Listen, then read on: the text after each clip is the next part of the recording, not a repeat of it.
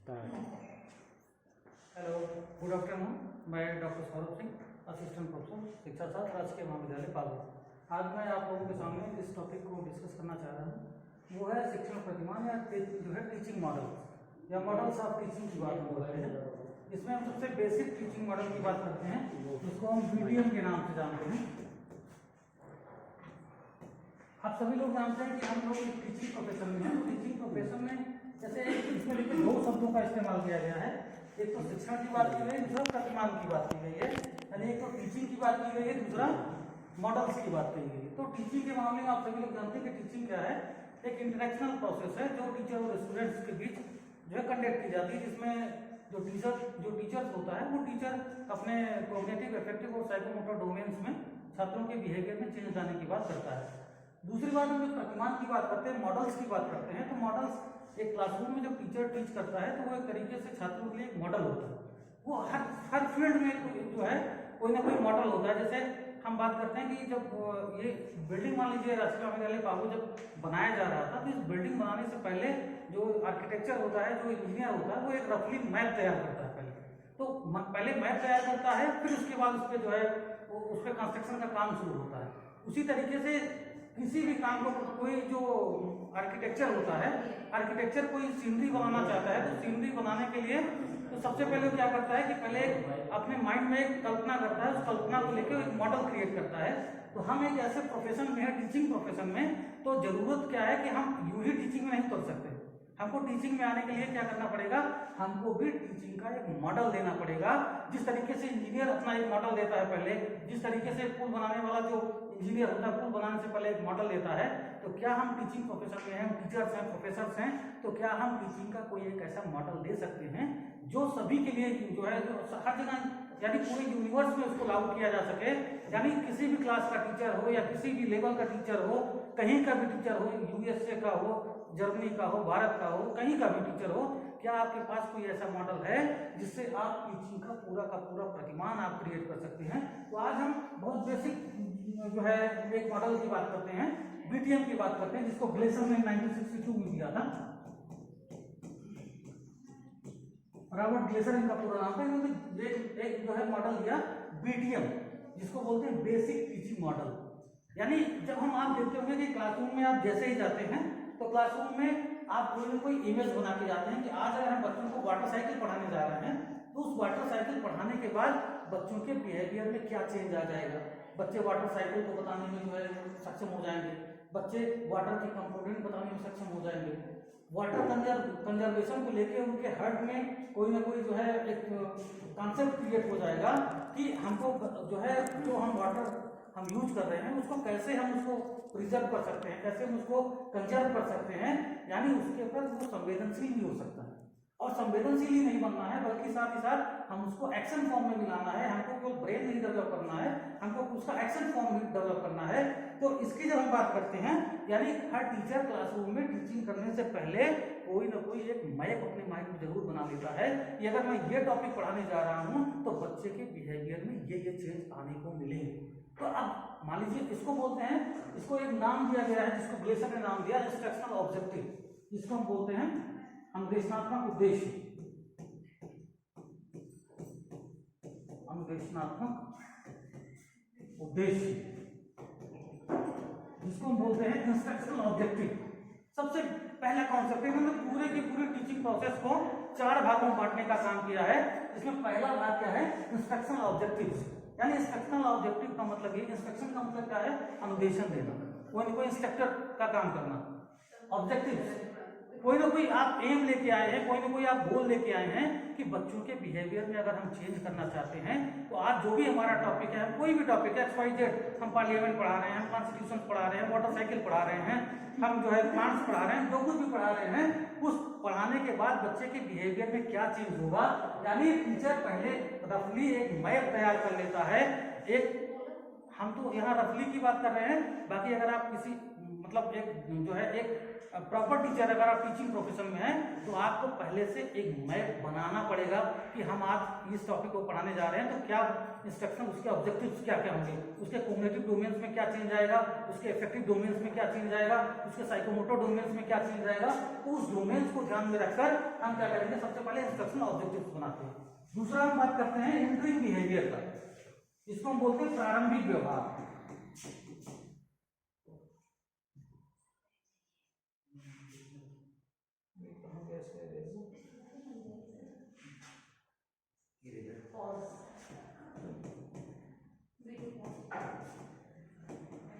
प्रारंभिक व्यवहार,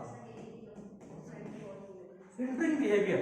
यानी एंटरिंग बिहेवियर का मतलब यह है कि अगर आप कोई कॉन्सेप्ट बच्चे को पढ़ाना चाहते हैं तो उसके पहले उसको क्या आना चाहिए।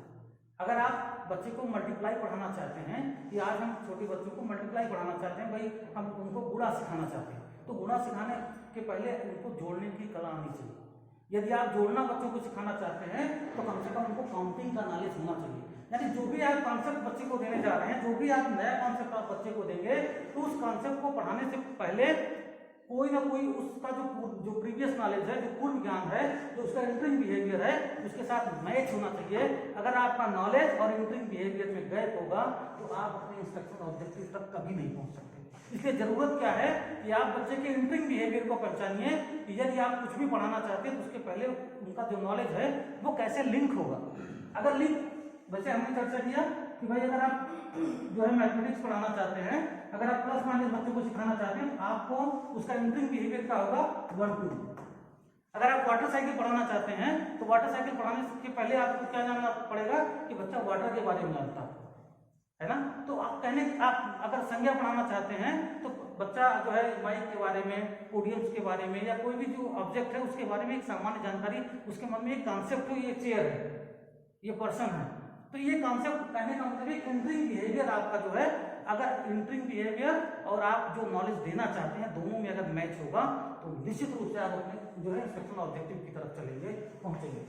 अब बहुत सारे तरीके हैं कि आप बच्चों का एंटरिंग बिहेवियर कैसे चेक कर सकते हैं। तो मैं लेसन में बताया कि आप बच्चों का, मान लीजिए आप जो है यूपी स्तर के स्टूडेंट्स को पढ़ा रहे हैं तो आप इंटरमीडिएट में जो जिस सब्जेक्ट को, मान लीजिए आप पॉलिटिकल साइंस पढ़ा रहे हैं, सोशोलॉजी पढ़ा रहे हैं, तो आप उनका देख लीजिए उनका कितना मार्क्स उस सब्जेक्ट में आया हुआ है, तो एक जनरल आइडिया लगेगा। या आप उसको उसके अलावा एडिशनल करना चाहते हैं तो जो भी आप कॉन्सेप्ट बच्चे को पढ़ाने जा रहे हैं तो आप उससे थोड़ा सा जनरल सी चीज़ें पूछ लीजिए, भाई अच्छा ये बताइए पार्लियामेंट क्या होता है, कॉन्स्टिट्यूशन के बारे में आपने सुना है नहीं सुना है।